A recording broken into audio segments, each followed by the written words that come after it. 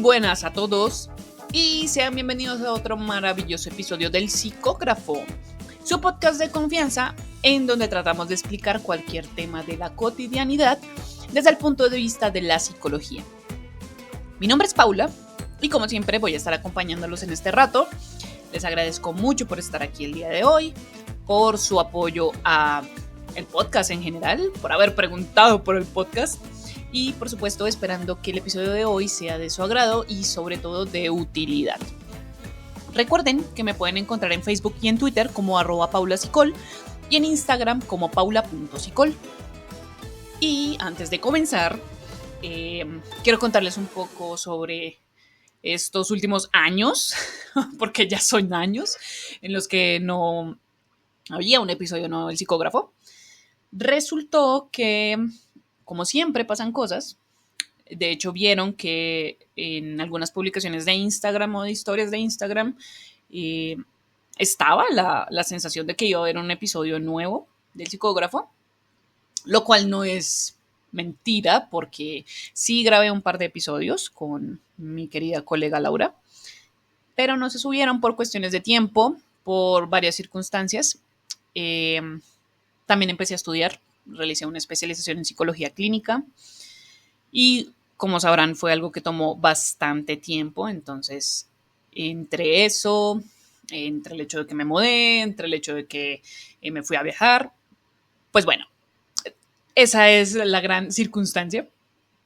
Y lo otro es que tampoco me convenció el cómo se estaban realizando algunos episodios del Psicógrafo. Habían temas, pero como que no encontraba la manera de llevarlos a cabo y ponerlos en el podcast. Entonces, henos aquí con un episodio que quería que saliera para estas épocas de octubre, estas épocas de terror, esta spooky season, como les dicen algunos jóvenes. Y básicamente es lo que nos tiene el día de hoy. Hoy hablaremos un poco de la respuesta de lucha o huida, aspecto de nuestro sistema nervioso, respuesta ante una amenaza.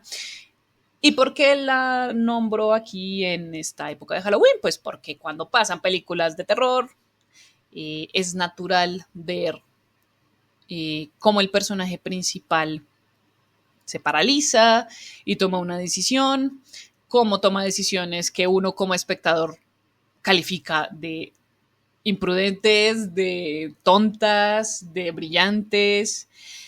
Entonces hay varias cosas detrás que me hubiera gustado en su momento poder abordar, pero nuevamente, henos aquí para estudiar la respuesta de lucha o huida. Bienvenidos a este episodio y comenzaremos después de esta cortinilla.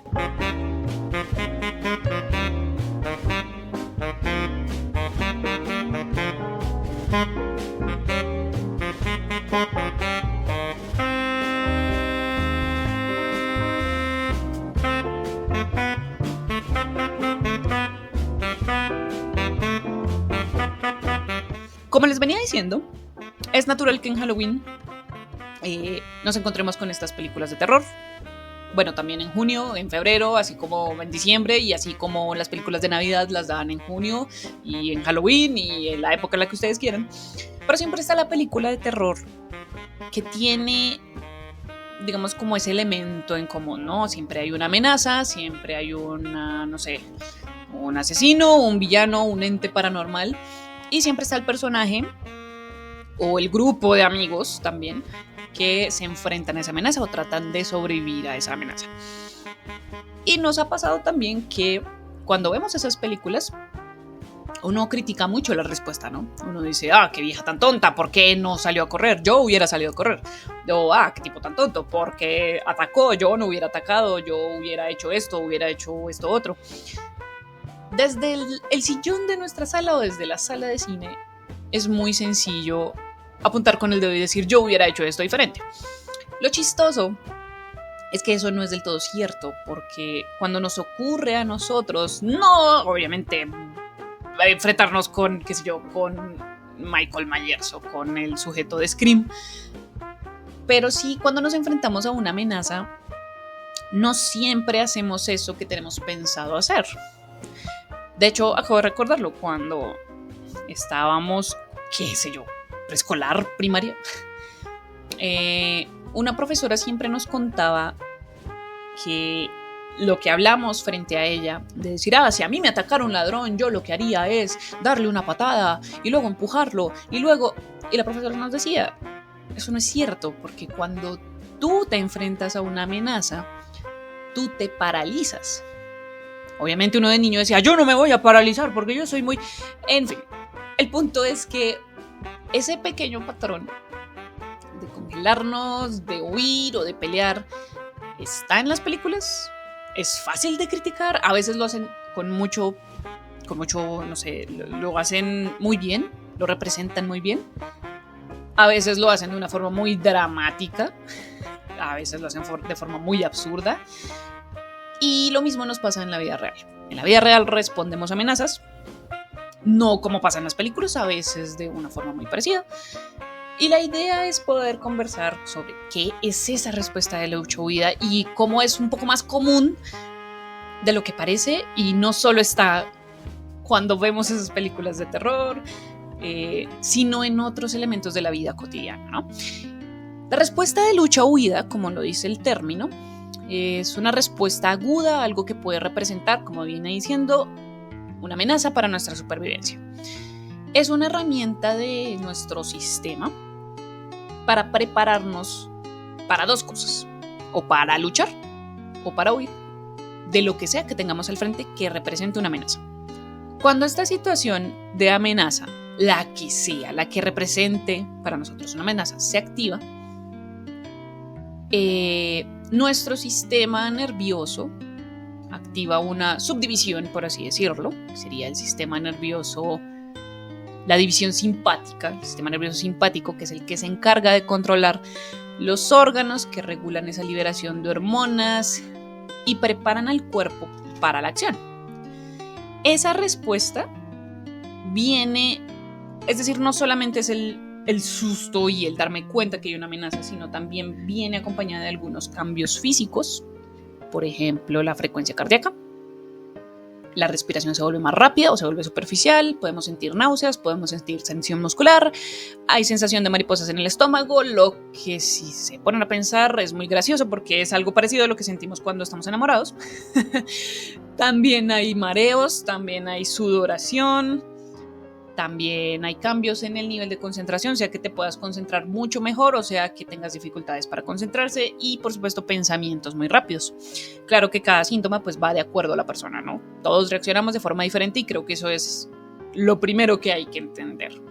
Como les venía diciendo, uno puede decir, claro, si yo hubiera sido la chica de Scream, hubiera utilizado una escopeta. Sí, pero ese eres tú, hipotéticamente hablando, no en la película. Y incluso si se tratara de nosotros, la respuesta es muy diferente porque depende de las circunstancias, pero ya iremos más adelante a eso.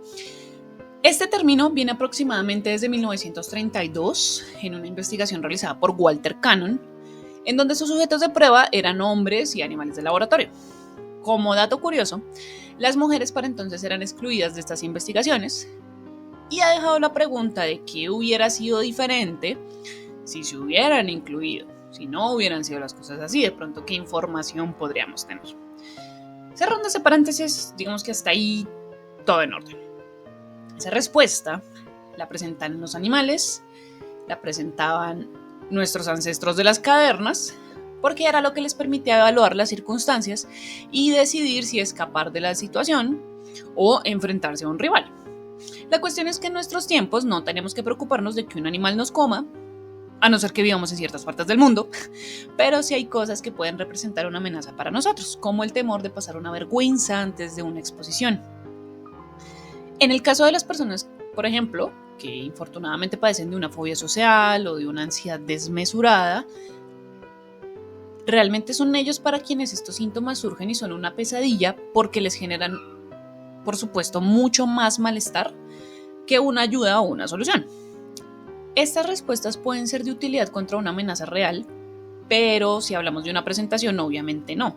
Adicional, cada uno lo experimenta de forma distinta, algunos a través del enojo, del estrés, de la ansiedad, no solamente son esos síntomas que les mencioné anteriormente, y cuando esta respuesta, que técnicamente es algo saludable y natural, se empieza a convertir en un problema, porque reaccionó ante una amenaza que en realidad no es una amenaza, entonces tal vez sea el momento en el que haya que tomar medidas e intervenir.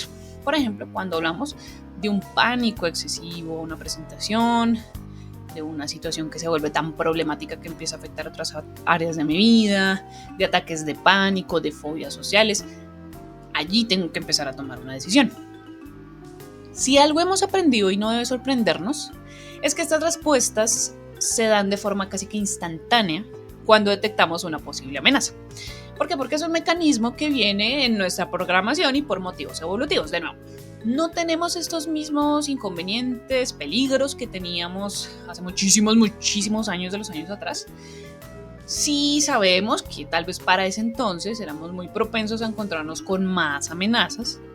Entonces tiene sentido de que exista porque, por ejemplo, si me va a atacar un oso, no sé en qué contexto, imagínenlo ustedes, pero me ataca un oso, voy a necesitar algo de oxígeno, de movimiento que llegue a mis piernas para poder correr lo más lejos de ese oso. O sí, también tengo los pantalones de medírmele a pelear con él. Puede ser una opción, pero pues el que tan efectiva sea cada cosa, pues va a depender de la situación. De ahí que en realidad esta respuesta comienza a partir de un breve momento en el que, número uno, yo detecto la amenaza y me congelo. Muchos le llaman a esto un comportamiento de congelación o una respuesta de congelación o shock que acompaña esa lucha o huida. Por eso en las películas de terror, la que quieran, vemos que el personaje principal o el siguiente que va a morir por Michael Myers, me quedé con Michael Myers, lo siento, puede quedar en un momento de shock. Cinematográficamente, como les decía, pues lo pueden volver un poco más dramático, pero está ahí. Es ese momento en donde toda nuestra atención se centra en lo que está pasando. Se dice que podemos desarrollar una visión de túnel, donde el resto de los estímulos que nos rodean quedan en último plano, pero básicamente se encienden las alarmas de nuestro cuerpo y entramos en un estado de alerta. Cuando yo me congelo, no solo se trata de congelarme y ya, sino no es necesariamente la parálisis que nos han mostrado en ciertas historias, que la persona se queda mirando, sino es un momento en el que yo también decido qué puede ser lo mejor, si pelear o huir, como en el ejemplo del oso. Yo puedo decidir si me agarro a golpes con el oso o simplemente salgo a correr, qué será lo mejor según las circunstancias. Para aquellos a los que les tenemos miedo a un animal, un insecto en particular, esto representa una amenaza para nosotros, así como les pasaba a los ancestros que se enfrentaban al oso o el tigre o el depredador. Entonces puede pasar que ese animal o ese insecto activa nuestra respuesta por este mecanismo, comenzamos a respirar más rápido, nuestro cuerpo se empieza a activar y decidimos huir. Puede pasar también que al huir veamos que eso que está frente a nosotros no se va o que la amenaza sigue ahí. Que la abeja que entró por la ventana no se va a ir y sigue dando vueltas en la sala, o que, no sé, el animal que ustedes gusten se queda en el lugar en donde ustedes están y por más que tratamos de ahuyentarlas con las manos, hacen como si nada. Entonces, esa respuesta, ese estado de alerta frente a esa posible amenaza no se va a ir hasta que hayamos resuelto la situación. Y por eso terminamos llamando a alguien más, por eso terminamos gritando, por eso terminamos haciendo un montón de cosas y teniendo las conductas que tenemos y que hemos aprendido que funcionan. Ahora, claro, hemos tenido casos en los que no hay un insecto, no hay un animal que nos esté amenazando, pero sí existe una amenaza de tipo cognitivo, si quieren llamarla así. Y es que hemos evolucionado en cierta forma para responder a estas amenazas. Recuerdo mucho cuando en el libro de Terapia de Aceptación y Compromiso de Steve Hayes se describe, pues nuestra mente, ¿no? Es un instrumento básicamente muy evolucionado, muy listo y tiene la capacidad de pensar en un montón de soluciones y adaptarse, pero todavía le falta un cachito para diferenciar entre un peligro real y uno imaginario. Digamos que junto a esto hay un video que, si quieren ahondar un poco más, se llama Comprendiendo miedos y emociones, y explica todo esto último de una forma muy simple y con caricaturas, ¿no? Lo pueden encontrar en YouTube. No explica obviamente desde la teoría del ACT, pero es un material interesante para entender también cómo los pensamientos y las preocupaciones, bueno, los resultados imaginarios de un pensamiento y de una posible situación nos afectan en la parte física y pueden volverse perjudiciales. Entonces, comprendiendo miedos y emociones, por si lo quieren ver. Como decía, al haber una amenaza que no necesariamente es física, por ejemplo, una presentación, un encuentro, podemos reaccionar de la misma forma como si se tratara de otras amenazas como de las que les he hablado. Lo que se dice es que si estamos nerviosos porque si hay que presentarle al jefe una propuesta o cualquier otra situación que para usted, señor oyente, represente algo significativo, puede pasar que mi ritmo cardíaco aumente, mi respiración igual, incluso mi apetito cambie y que mi cuerpo se tome todas estas molestias para huir o para pelear, aun cuando no es necesario. También volviendo un poco a la parte en la que me puedo congelar, ese congelamiento puede ser parte de esa respuesta. Se dice que el momento de congelamiento para algunas personas, porque cada uno lo vive de forma distinta, puede durar segundos, como puede durar horas, como puede durar años.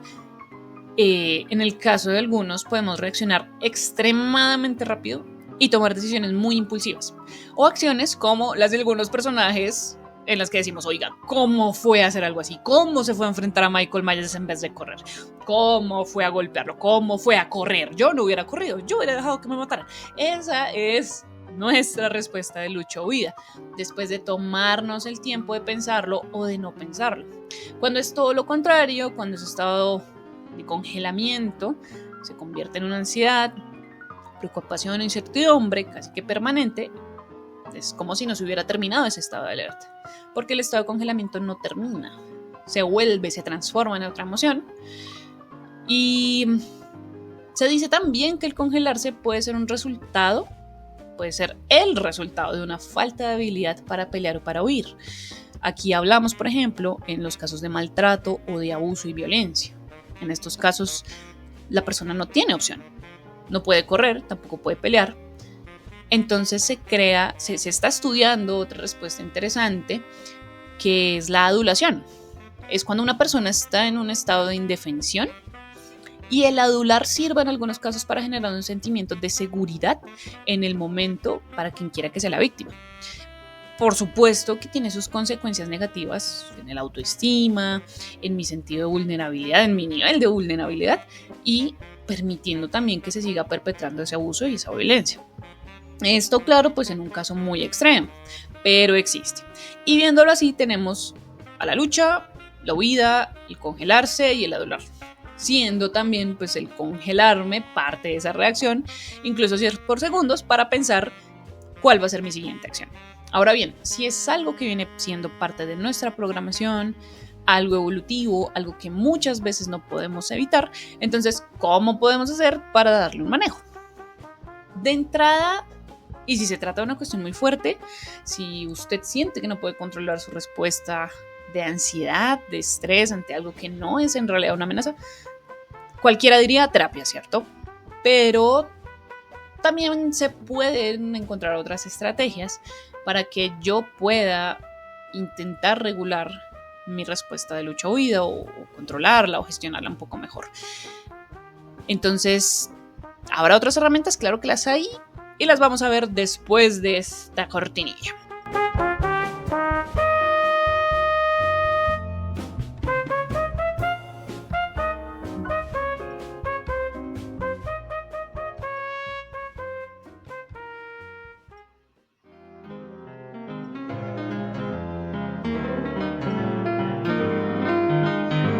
Yo digo que nuestro cuerpo es maravilloso, porque por un lado puede generar una respuesta tan fuerte como esta de lucha o huida, congelación, adulación, solamente para defenderse de algo que puede ser un peligro, Y es tan increíble que también puede hacer todo lo contrario, generar una respuesta de relajación, es decir, una respuesta donde puedo disminuir la frecuencia cardíaca, una respiración más profunda, una relajación muscular.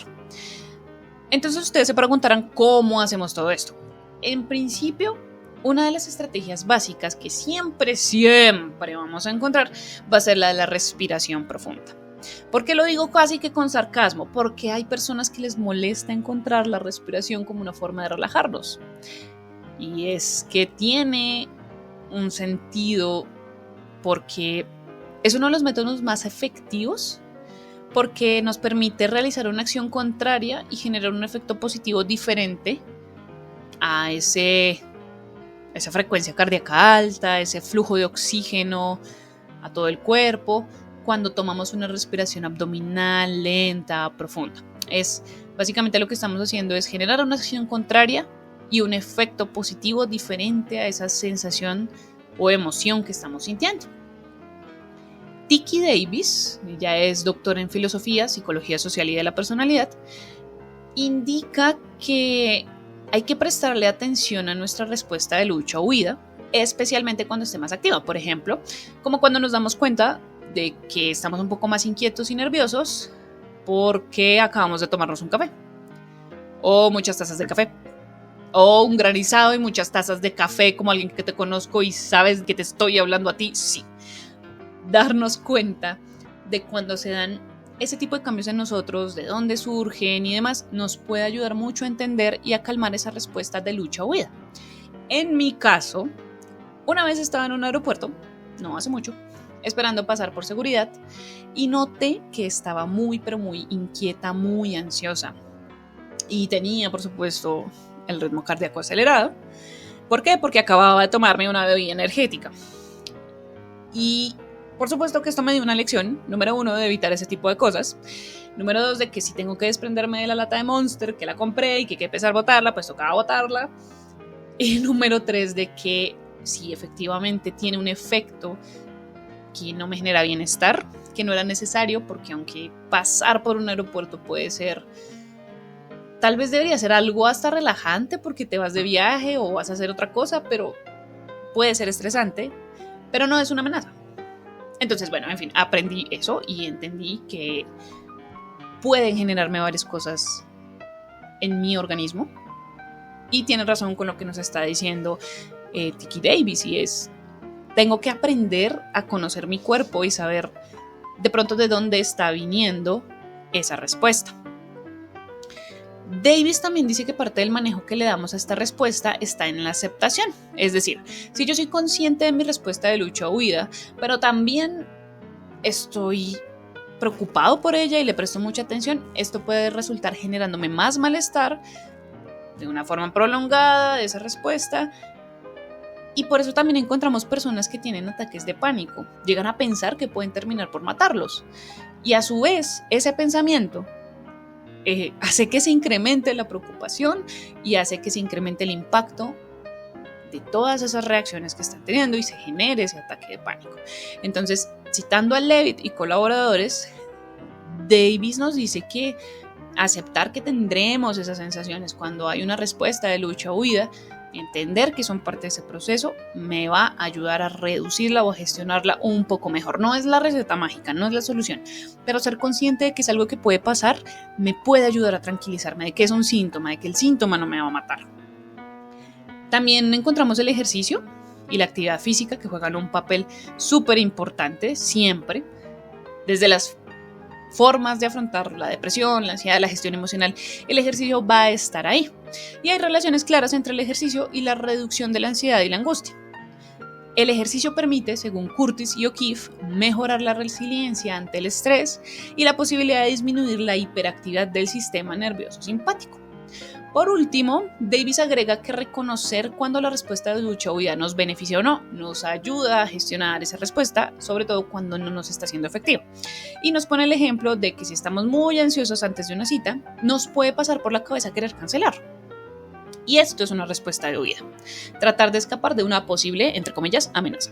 Y en este ejemplo, no estamos en un peligro real, pero nuestro cuerpo está asumiendo que sí.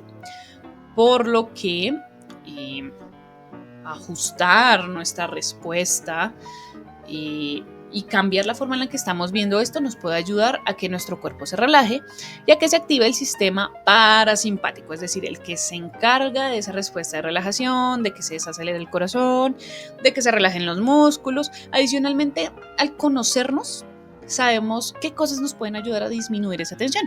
Caminar, escribir, hablar con alguien, ayudarle a entender a nuestro cuerpo que básicamente todo está bien y que no hay una amenaza a nuestra vida frente.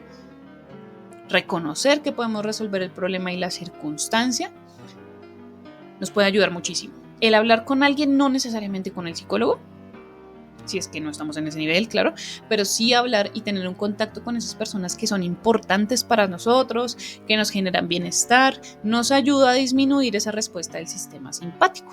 Usar nuestros sentidos para relajarnos, percibir estímulos visuales, olfativos, auditivos, táctiles, gustativos, agradables a nosotros, nos pueden ayudar a que esa respuesta se disminuya y regresemos a un estado relajado. Valdría la pena que nos preguntemos qué será eso que nos relaja y nos gusta y nos genera esa sensación de bienestar. Ahora bien, ¿qué pasa con las personas cuya respuesta de lucha o huida va más allá? Que han sobrevivido a situaciones fuertes, que han generado un trauma. Nuevamente, se sugiere en estos casos ir, por supuesto, más allá y que además del seguimiento terapéutico constante, por supuesto, del apoyo familiar, se continúen utilizando otras estrategias. En estos casos particulares, si hemos atravesado un trauma o una situación muy crítica, hay que establecer límites, hay que expresar las opiniones, saber cuándo decir que no, entender qué estamos sintiendo, tener claras nuestras propias necesidades y entender que las podemos manifestar a otras personas y que merecen un respeto importante. Aquí también encontramos el mindfulness, el yoga, habilidades de autocuidado, de autorregulación, técnicas para poner los pies sobre la tierra, teniendo en mente que puede que esta respuesta de lucha o huida vuelva de vez en cuando, pero con estas estrategias yo puedo manejarla mucho mejor y no desbordarme. También el mindfulness nos ayuda a practicar la habilidad de estar en el presente, a prestar atención a ciertas señales sin juzgar, sin reaccionar a las mismas, cosa que aquí suena muy fácil decirla, ¿no? Pero en realidad no lo es, por eso se tiene que hacer de forma progresiva, entendiendo nuevamente que esa es una habilidad, como cuando voy al gimnasio no espero que porque levante un par de pesas en la rutina ya tengo músculos, sino tengo que hacerlo muy juiciosamente para que tenga un efecto. Volverme consciente de lo que le pasa a mi cuerpo me puede ayudar a entenderlo mucho mejor y a gestionar una mejor respuesta. También está la psicoeducación, es decir, que alguien nos explique en el caso del trauma cómo está afectando eso que pasó al cerebro, de cómo no escogemos cómo responder al trauma, sino que es una respuesta que es instintiva, que entender, que alguien nos ayude con información, con respaldo científico y que sepamos que hay cosas que nos ocurren pero tienen un origen y tienen ciertas características que se pueden salir de nuestro control, puede aliviarnos un poco y quitarnos cierta presión. En ese orden de ideas hay que recordar que la respuesta de lucha o huida no es mala por sí sola, es un mecanismo evolutivo de protección, pero nos puede llegar a perjudicar si termina por generar una reacción desmedida, especialmente ante algo que no es una amenaza. Podemos darle manejo, claro que sí, pero también es importante ver cuándo uno necesita buscar ayuda. Desde la parte profesional, siempre será importante descartar cualquier otra afectación médica, es decir, como veníamos hablando, en el caso de los ataques de pánico, se dice que cuando le prestamos mucha atención a eso que estamos sintiendo, se puede disparar una respuesta que no es acorde al momento. Por ejemplo, yo puedo estar sufriendo de arritmia y sentir que mis latidos son irregulares, sentir que está cambiando mi ritmo cardíaco. Si le estoy poniendo la suficiente atención, eso puede provocar mi respuesta de lucha o huida que sea todavía más intensa, me puede crear una sensación de pánico, de peligro. Por eso siempre que hablemos un poco de ataques de pánico y de cuestiones físicas relacionadas con la ansiedad, siempre es bueno descartar que se trate de algo orgánico, de una causa médica. Una persona con un trauma puede reaccionar de una forma muy fuerte, percibirse como enojados, hostiles, argumentativos, incluso fáciles de alterar. Algo así, ya que volvemos al origen de este episodio, para los que han visto la nueva Halloween, para los que han visto las películas de Scream, es lo que le pasa a Laurie Strode, es lo que les pasa a Sidney Prescott y a Julie James en Sé lo que hicieron el verano pasado y en Scream. Todas pasaron por eventos traumáticos, todas toman muchas precauciones para anticiparse a un posible peligro, todas son muy reservadas, aisladas, tienen una actitud indiferente, pero también puede ser reactiva ante ciertos estímulos. Entonces, de nuevo, viene la idea de que todos reaccionamos de una forma distinta. No como lo muestran necesariamente en las películas, pero tiene ciertas similitudes con la realidad.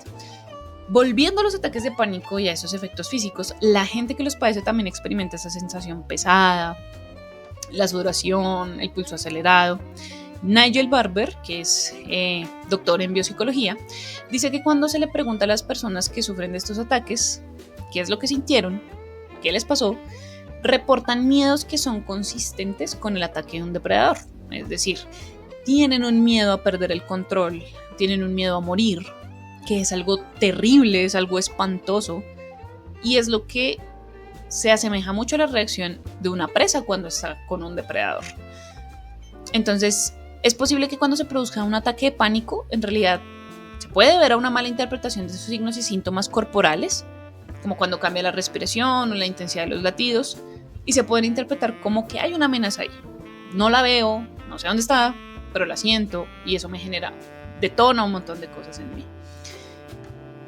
Según Antonita Contreras, la autora del libro Traumatization and its Aftermath, el trauma es un fenómeno que continúa siendo investigado por la comunidad, pero se sabe que experiencias como la negligencia emocional o la humillación no necesariamente son una amenaza física o un peligro, pero pueden ser traumáticas, sobre todo para los niños, pues se sienten inseguros y adicionalmente lastiman su autoestima y, por si fuera poco también, activan esos circuitos de supervivencia del cuerpo que activan una respuesta de lucha o huida. Es decir, como dice Contreras, no hay una amenaza, hay una sensación de amenaza que activa las defensas del cuerpo y para muchos de estos casos pues termina siendo perjudicial más que beneficiosa.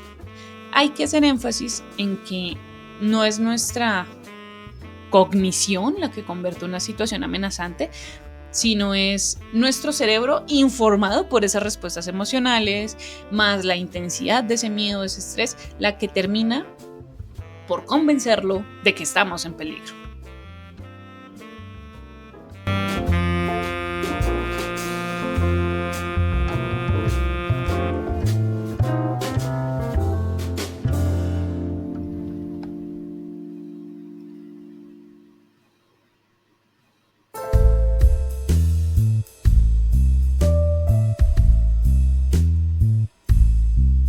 Como es usual, este es nuestro acostumbrado segmento en donde les cuento sobre 3 investigaciones relacionadas con el tema del día de hoy.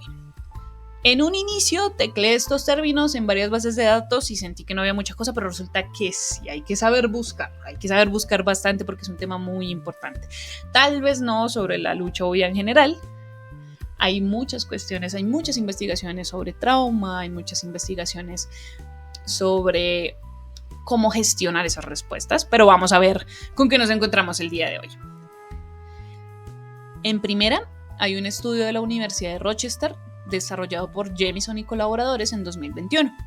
En él se encontró que cuando en el proceso de enseñanza para jóvenes, adultos y adolescentes de los colegios comunitarios, cuando se les ayudó a prestar atención y reevaluar los signos y síntomas de su respuesta a lucha o huida, les ayudó a mejorar su rendimiento académico. Cuando los hicieron conscientes de su respuesta frente al estrés, lograron gestionarse mucho mejor, no solo en las notas de sus exámenes, sino pudieron reevaluar esa reacción que tenían, generaron menos ansiedad en los exámenes como los de matemáticas y tenían mejores respuestas adaptativas de tipo neuroendocrino y producían menores cantidades de cortisol que solían dispararse cuando había épocas de exámenes. En la segunda investigación de Camargo y Riveros, en la que tiene por objetivo identificar los efectos de la exposición al estrés social agudo en estudiantes, en la segunda investigación de Camargo y Riveros, tiene por objetivo identificar los efectos de esa exposición al estrés social agudo en estudiantes universitarios.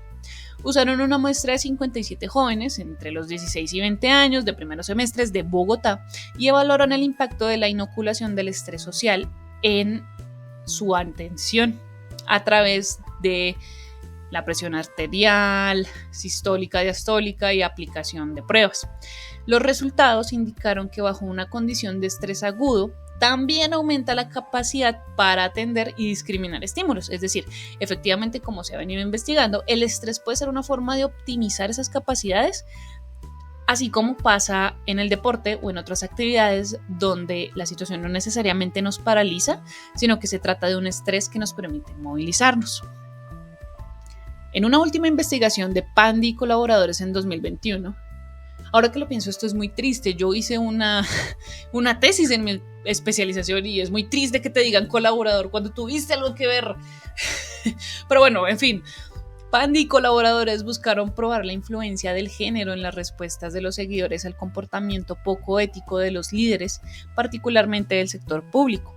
Se pensaba que las respuestas de los seguidores al comportamiento poco ético de los líderes dependería del género del líder, el género del seguidor, pero el estudio sugiere que cuando los líderes masculinos participan en comportamientos poco éticos, los seguidores son reacios a oponerse a ellos y es más probable que tengan una respuesta de huida y abandonen la organización. Cuando las líderes femeninas participaban en los mismos comportamientos, reciben un rechazo interno de los seguidores, lo que vendría siendo una respuesta de lucha. Los sesgos implícitos de autoridad de género explican en parte por qué los seguidores se defienden contra las líderes femeninas desviadas y huyen de los líderes masculinos desviados. Dado que los hombres todavía constituyen la mayoría de líderes de organizaciones del sector público, los resultados implican que las normas y los sesgos de género son obstáculos para abordar el comportamiento poco ético del líder promedio del sector público. Vámonos con una última, el bono, la ñapa, porque sí habían investigaciones y no nos digamos mentiras. Si algo aprendí de toda mi travesía haciendo una tesis, es que siempre habrá alguien que te dice, ¿no hay? ¿Quieres que busque? Pues sí hay, y sí hay, solamente que no son tan numerosas como pensaba, pero sí hay. Aquí, los autores Suresh, Lata, Nair y Radhika en 2014 analizan varios cambios fisiológicos asociados con la respuesta de lucha o huida y proponen un enfoque para predecir medidas que determinen si un individuo siente miedo debido a la amenaza percibida. El enfoque propuesto utiliza redes neuronales de propagación hacia adelante con un algoritmo de propagación hacia atrás, con los cambios fisiológicos como la presión arterial, la frecuencia cardíaca, respiratoria, como entradas, y se usó una configuración óptima de la red neuronal y el sistema propuesto capaz de predecir la medida de la respuesta de lucha o huida con un error mínimo. Al monitorear e identificar la medida del miedo, es posible prevenir o reducir el daño de la sociedad por actividades como la violación y los ataques terroristas. Aunque el sistema que implementaron fue capaz de predecir la medida de lucha o huida con un error mínimo, se ha dado énfasis al sistema como tal y por lo tanto el diseño del hardware para este sistema presenta varios desafíos. El miedo es común, la autenticidad de la amenaza percibida es muy importante y puede no ser la misma en diferentes casos. Por ejemplo, una persona que ve una película de suspenso es muy susceptible al miedo. Y también tiene que tenerse en cuenta que el monitoreo continuo de un individuo puede no respetar la privacidad de ese individuo. Abordar estos desafíos para estos autores mediante la creación de un diseño de hardware adecuado es una de las perspectivas futuras de esta investigación.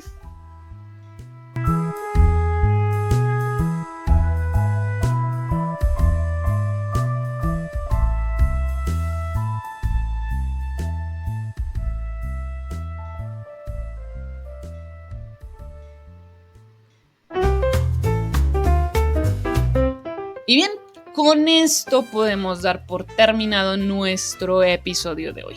Como siempre, Les agradezco a todas las personas que se quedaron a escucharme, a todos esos que han preguntado de nuevo por el psicógrafo. Muchas gracias porque son adorables, y todos en general que me están apoyando en estos proyectos, no solamente en Synapse Psicología Integral, ya saben que pueden encontrarnos en redes sociales, sino también en mi nuevo podcast en compañía de mis colegas Johan y Xiomara, titulado El Consultorio del Podcast, que hace poco tuvo su primer episodio también, para que lo encuentren en Spotify. Gracias por apoyar estos proyectos. Cuando uno ve una película de terror, especialmente desde la comunidad de su sala o del cine, el miedo o la lógica nos puede hacer apuntar con el dedo y decir, pero ¿por qué no volteas y sales a correr? No todas las películas son tan dramáticas o tan alejadas de la realidad, y algunas retratan muy bien las fases de shock, de lucha, de huida. Tienen una respuesta más apropiada, ¿no? Aunque a este punto, ¿qué termina siendo apropiada? En fin, aunque aquí hablemos de una película, es importante saber que esta respuesta está en nuestra cotidianidad.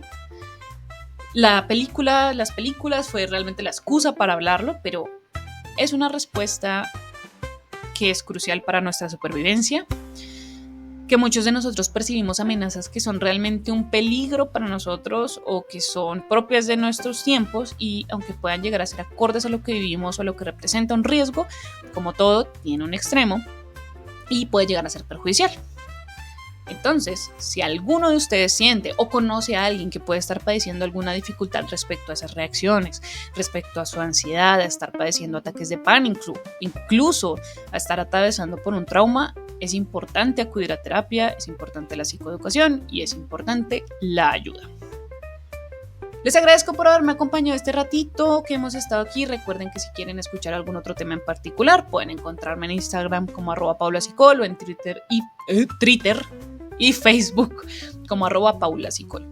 En YouTube, y luego de mucho tiempo, pude subir los episodios anteriores, así que pueden escucharlos en el canal del psicógrafo.